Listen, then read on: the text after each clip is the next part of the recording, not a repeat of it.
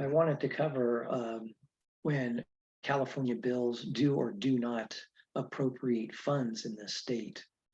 Now, as you can imagine, bills can or cannot appropriate monies from the general fund or a special fund. And in other bills, appropriations are specifically not made, even though they may otherwise be required to by existing law. So, what do I mean by this? Here are a few examples that you might see in a California bill.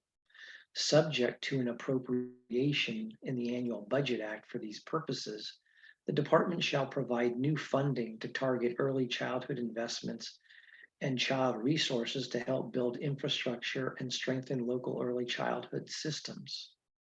Another one may say, this article shall be implemented upon an appropriation for these purposes. Another example, this article shall be implemented subject to an appropriation by the legislature for the purposes described in this article. Another example is this subdivision shall become operative and shall be implemented only to the extent that funds are appropriated for its purpose in the Budget Act. Another one is a superior court shall not be required to perform any duties imposed pursuant to this section until the legislature makes an appropriation identified for this purpose. So sometimes the legislature chooses not to appropriate funds, which would otherwise require reimbursement.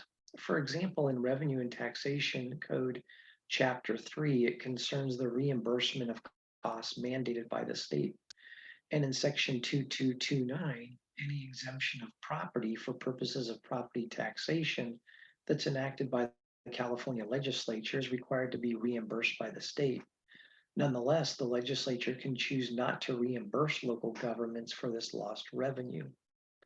So an example of language that you might find in a bill would state that no appropriation is being made despite the statutory language otherwise requiring it to do so.